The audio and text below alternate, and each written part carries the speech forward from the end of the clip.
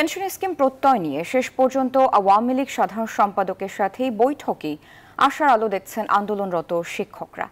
শিক্ষক ফেডারেশনের সাথে কথা বলে কর্মবিরতি প্রত্যাহারের সিদ্ধান্ত নেওয়া হবে বলেও জানান তারা।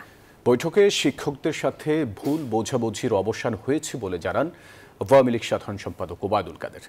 তিনি বলেন, শিক্ষকদের অন্যান্য দাবিও আলোচনার ভিত্তিতে সমাধান করা হবে।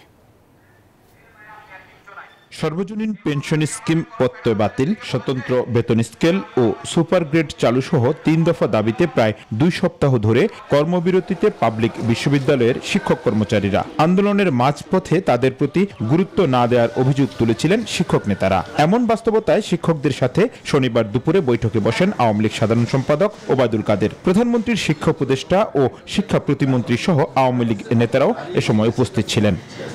ধানমন্ডি ৩-এতে আওয়ামী লীগ সভাপতির কার্যালয়ে বেলা 11:30 থেকে প্রায় 1 ঘন্টার বৈঠক করেন শিক্ষক নেতারা। পরে আলোচনা ফলপ্রসূ হয়েছে জানিয়ে এক শিক্ষক নেতা জানান, ফেডারেশনের সাথে আলোচনা করে আন্দোলনের পরবর্তী পদক্ষেপ নেবেন তারা। আলোচনা হয়েছে যে আমাদের 3 দফা দাবি, সেটা দাবি নিয়ে আলোচনা হয়েছে।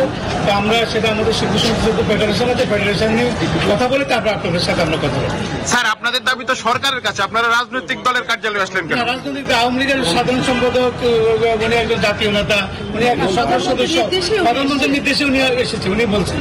বৈঠক শেষে আওয়ামী লীগ সাধারণ সম্পাদক ওবায়দুল কাদের এক সংবাদ সম্মেলনে বলেন, পেনশন স্কিম নিয়ে ভুল বোঝাবুঝি ছিল, যা শিক্ষক নেতাদের সাথে বৈঠকে দূর হয়েছে।